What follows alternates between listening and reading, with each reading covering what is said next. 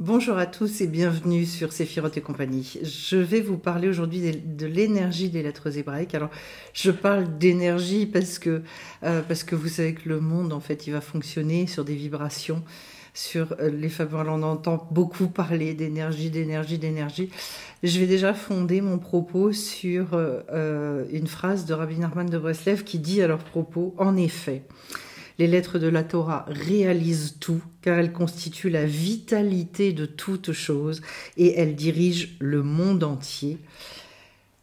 Et puis, il y a une petite suite sur laquelle je vais revenir. Oui, ces lettres-là, elles ont une puissance absolument extraordinaire. Vous savez que ça fait partie des alphabets primordiaux. Et donc, on étudie, en tout cas dans la formation qui va commencer bientôt, les 22 lettres qui constituent une forme de chemin de l'existence qui à la fois va nous amener vers des émerveillements. Les témoignages que j'ai eus par rapport à cette formation, ça a été... déjà, il y a des gens qui ont pleuré. Des personnes qui ont vécu avec justement certaines de ces énergies-là sans des fois pouvoir mettre des mots dessus, ou alors découvrant qu'en fait elles pressentaient des choses qu'elles ne s'expliquaient pas forcément, qui ont compris aussi parfois où est-ce qu'il pouvait y avoir des obstacles, c'est-à-dire en fait, ah oui, donc par rapport à tel et tel concept, en fait, ça dans ma vie, ça a été vraiment quelque chose de complètement fermé, que je peux maintenant réouvrir, voilà. Mais au-delà de tout ça, je veux un petit peu vous expliquer par quel biais est-ce que j'aborde ces énergies-là, ces lettres, à la fois la lettre elle-même, c'est-à-dire en fait sa forme, comment et de quoi elle est constituée, puisqu'il y a des lettres fondamentales à partir desquelles tout l'alphabet a été écrit. L'autre chose, il y a aussi ce qu'on appelle une gematria, il y a un chiffre qui est associé aux lettres. Et puis d'autre part, dans la tradition hébraïque, en fait, il y a des mots phares, clés, qui commencent par les lettres. Et donc, en fait, à partir de ces mots-là, euh, il y a un programme en fait qui s'installe quelque part. Et donc le fait de s'attacher, de comprendre ces concepts-là, on passe d'une lettre à l'autre, comme d'un monde à l'autre, en se disant voilà, il y a une forme de glissade. Et on va vers une espèce d'apothéose aussi.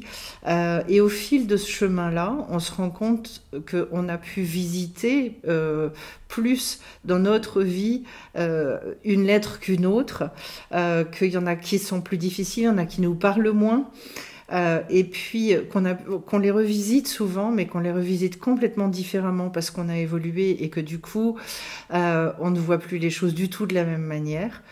Ce sont des clés essentielles sur à la fois la constitution de l'être humain. On est amené à parler de la création du monde naturellement, puisqu'en fait, ces lettres-là, les 22 lettres, elles relient dans l'arbre des séphirotes, sur lequel je fais pas mal de tirages, elles relient les 10 énergies principales de cet arbre des séphirotes. Et donc, le tout, les 22 lettres plus les 10 sphirotes, constituent les 32 voies de la sagesse. Et il y a, alors, moult secrets là-dedans, voilà, très humblement, j'en découvre une infime partie, mais cette infime partie-là, elle est déjà fondamentale pour réouvrir là où on pensait que tout était bloqué, pour reprendre de l'espoir, je dirais aussi, à des endroits où on pensait que tout était fermé. Pourquoi? Parce que dans notre monde, étant donné comme on est éduqué, étant donné les principes, les valeurs qu'on nous donne, en fait, qui viennent d'ailleurs souvent contrecarrer, enfin, s'entrechoquer avec des choses qu'on ressent, et nos ressentis sont absolument à l'opposé de ce qu'on nous dit. Voilà. Et donc, à un moment donné, ça crée des distorsions, ça crée des difficultés à l'intérieur. Et le but, c'est vraiment de réouvrir tout ça. Alors, chaque lettre va nous apporter, en fait, au travers de comment appeler ça, de ces mots emblématiques qu'elle représente, va nous apporter une énergie spécifique pour justement redonner de la force là où ça s'était effondré, redonner de l'espoir, redonner du courage, sortir de nos résignations, nous dire à nouveau que tout est possible, nous montrer aussi à quel point la vie, elle est extraordinairement belle, voilà, que la vie en elle-même, je pense, ça me vient à l'esprit, Chet, la 8e lettre de l'alphabet, qui porte en elle donc cette notion avec laquelle on est très très peu réconciliés, hein, de toutes nos erreurs, toutes nos voilà, et en même temps c'est la première lettre du mot Chaim qui est la vie, c'est-à-dire que de toute façon c'est par là et c'est par le biais de tous nos questionnements et le fait qu'on ait foiré quand même pas mal de choses, que justement on va pouvoir considérablement avancer à des degrés d'ailleurs que l'on ne mesure pas, à des degrés qui sont, je dirais, émerveillants. Voilà, c'est toujours au-delà de ce qu'on a pu imaginer, projeter. Pourquoi? Pour une raison très simple, c'est parce qu'en fait, on contenait pas ces choses-là. Donc la formation, elle a aussi pour but de vous reconnecter à des choses qui sont pas encore descendues, je dirais. Voilà, donc c'est encore dans l'impalpable, c'est dans l'invisible, ce sont des ressentis, mais il n'y a pas de mots dessus, puis ça crée des gènes intérieurs. Et le but, c'est de redonner un souffle d'air complètement nouveau, pour permettre finalement de réexprimer tout ça aussi et d'accéder à la vie avec un grand V, sortir de notre sommeil, de notre endormissement, des fois de nos zones de mort aussi, et puis encore une fois je vais le redire, mais de comprendre que tout est possible. Et maintenant je vais finir cette petite phrase de Rabbi Nachman qui est énorme, je vais relire du début et je vais insister sur la fin. En effet, les lettres de la Torah réalisent tout, car elles constituent la vitalité de toute chose et elles dirigent le monde entier, mais elles n'ont le pouvoir d'opérer qu'en fonction des voyelles, qui est l'aspect des désirs. Autrement dit, le rôle de l'être humain, qui va devoir surfer sur ces énergies qui sont déjà existantes, puisque nous on crée pas ces énergies-là. Je dirais, on joue avec, ou des fois on s'englue dedans parce qu'on sait pas comment les utiliser. Mais le but, c'est justement de plus en plus je dirais de s'inscrire dans cette énergie-là, pour ne plus être dans des résistances permanentes et d'empêcher qu'advienne tout ce qui doit devenir, tout le processus créatif. Les voyelles, c'est quoi l'aspect des désirs? Ça veut dire en fait que qui va donner les voyelles sur les consonnes? C'est l'être humain. Alors, il y a une spécificité dans l'alphabet hébraïque, c'est que justement, les voyelles ne sont pas dans les mots, elles sont inscrites sous les consonnes. Et tout est détaché. Et donc, en fait, c'est à chacun, selon son tempérament, selon qui il est, c'est lui qui va poser les voyelles. D'ailleurs, il y a des choses très très belles, je dirais même magnifiques. C'est qu'un même mot, des mêmes consonnes, selon les voyelles qu'on leur adjoint, va changer de sens. Je pense notamment, par exemple, à shalom. Tout le monde connaît le mot shalom, la paix. Et à un moment donné, en fait, le shalom peut devenir le shalem. Et le shalem, c'est le fait d'être entier. Et donc, en fait, qu'est-ce qui va apporter le shalom? Eh bien, c'est justement le fait d'arriver à être entier, réunifié, de ne plus être en dualité intérieure. Donc, toute la réunification des opposés et des contraires en soi, où on pense que nous sommes enfermés dans cette espèce de dualité, et non, il y a une possibilité de réconciliation avec tout ça. Il y a énormément de thèmes de ce type-là qui sont abordés durant la formation. C'est un petit peu la base de la pensée hébraïque. C'est une porte d'ouverture énorme qui va, je dirais, comme susciter de nouvelles envies. Ce sont des bonbons, des gourmandises, ce sont des choses qui par moments interpellent, interrogent, questionnent, d'où tout l'intérêt de la formation et de pouvoir échanger en direct, etc. Ça veut dire qu'en fait, pourquoi est-ce que ces énergies, elles sont des énergies créatrices? Parce qu'en fait, ce sont comme je dirais des boules qui renferment le vecteur, la vitalité, voilà, c'est le mot que je cherchais. Ça va être toute la vitalité, c'est bien le mot que Rabbi Nachman emploie, pour, je dirais, aller nourrir ce que l'on a besoin de nourrir. Par exemple, je pense notamment à la volonté. Je pense ce qu'on appelle le ratson en hébreu, qui commence cette fois-ci par la lettre resh, et cette volonté-là, eh bien déjà, il y a une grande question dans ce monde, c'est comment est-ce que moi je positionne ma volonté et comment les sages peuvent annoncer que rien ne résiste devant la volonté de l'homme. Parce que ma vie quotidienne, elle me prouve exactement le contraire tous les jours. Et donc, sur des questions absolument fondamentales, sur lesquelles l'homme achoppe, je dirais, soit va vers une rébellion extraordinaire à l'égard de la vie, de la manière dont elle fonctionne, sur ses injustices, etc., soit au contraire sur une forme de culpabilisation, de victimisation. Donc qu'on soit dans l'hyper-responsabilité, le fait de se déresponsabiliser de tout ça. En fait, où est le juste milieu par rapport à tout ça?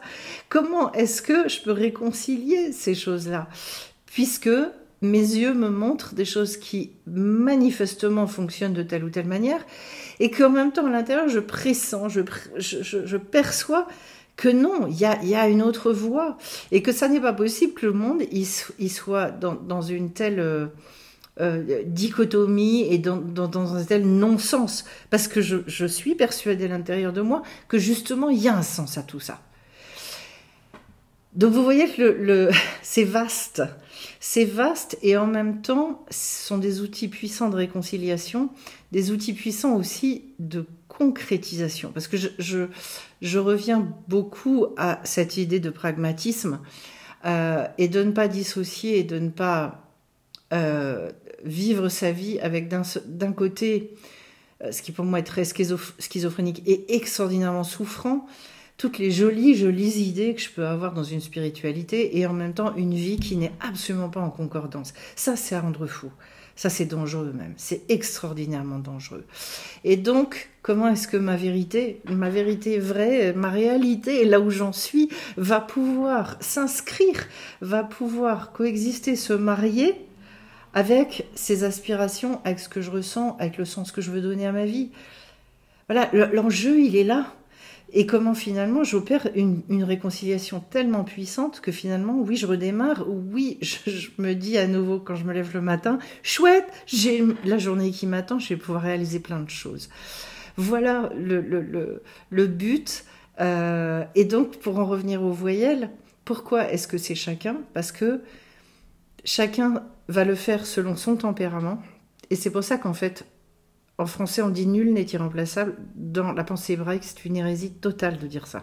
C'est-à-dire que si c'est pas vous qui le faites, personne ne peut le faire à votre place, parce qu'on a besoin que vous l'exprimiez vous, avec ce qu'on vous a donné vous. Point.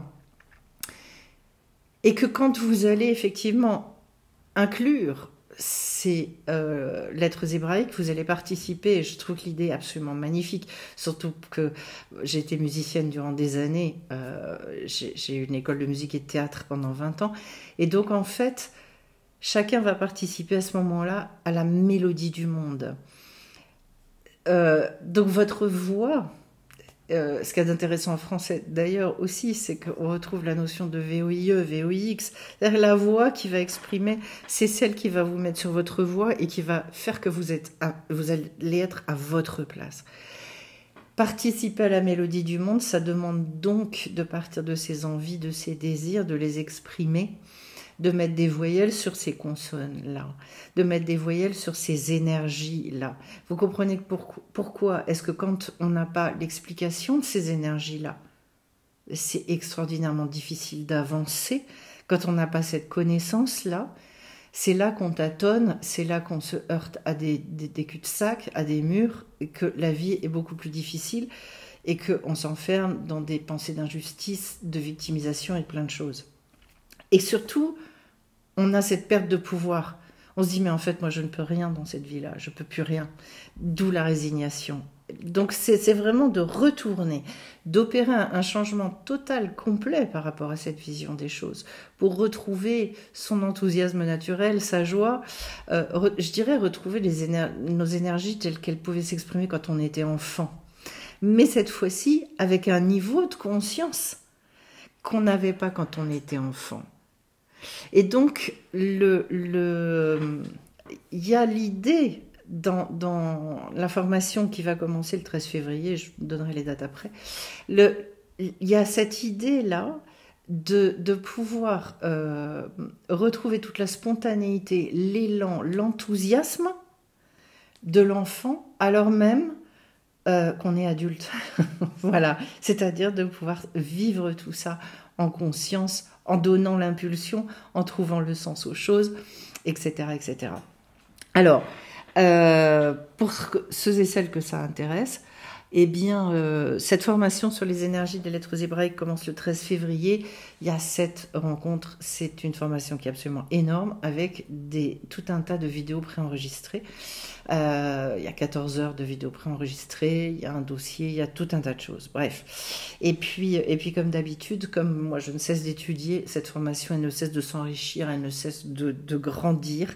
Donc voilà, c'est l'occasion aussi d'accéder à une formation aujourd'hui qui est beaucoup plus empreinte et connotée avec Rabbi Nachman de Breslev. Donc ce très très grand sage qui est venu tellement apporter de délivrance au monde. Pour ceux que ça intéresse également, je reprends le chemin du fait de retrouver sa puissance avec la Teshuvah. Donc justement, la Teshuvah, c'est une notion très large. Il y a 5 ateliers sur cette formation. La Teshuvah, je vais encore l'aborder d'une manière un peu différente et encore plus complète que la dernière fois où j'avais fait la formation. C'est tout ce retour. Voilà, ça vient du verbe lashuv, revenir, retour vers soi. Malheureusement, traduit en français par le verbe repentir. Donc en fait, il y a une connotation religieuse qui est très gênante là-dedans, mais qui est très éloignée en fait de la pensée, de la sagesse hébraïque. Ce retour, c'est un retour aux sources, c'est un retour vers nous-mêmes, vers notre essence divine, vers notre neshama, notre âme, mais également vers Dieu, vers plein de choses. Voilà. Donc 5 ateliers de 2 heures. Ensuite, je précise donc un atelier de la nouvelle lune le 29 janvier, où on va changer de mois dans le calendrier hébraïque. Et puis ensuite, je fais un atelier aussi, tirage sur l'arbre des séphirotes, le 12 février 25. C'est-à-dire, là, cette fois-ci, ce sera le jour de la pleine lune. Et donc, je trouve ça intéressant, puisqu'en fait, c'est le jour du grand éclairage, de faire l'atelier ce jour-là pour aller rechercher vraiment un maximum de prise de conscience. Voilà, pour ceux qui ont envie de découvrir ça. J'ai également une rencontre informelle que j'organise fin janvier, le dimanche 26 à 17h.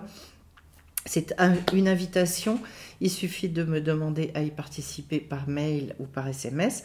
Spiritualité, vie concrète. Vous posez vos questions, vous venez, j'essaye dans la mesure de mes capacités, de mes connaissances, de vous répondre. Et puis il y a un stage aussi, pardon, j'ai un chat dans la gorge, un stage équilibrer son monde émotionnel du 16 au 19 avril à Pélissane, donc tout près de Salon de Provence. Je vous retrouve pour d'autres nouvelles sur la chaîne et je vous souhaite plein de belles choses à chacun. Bye bye.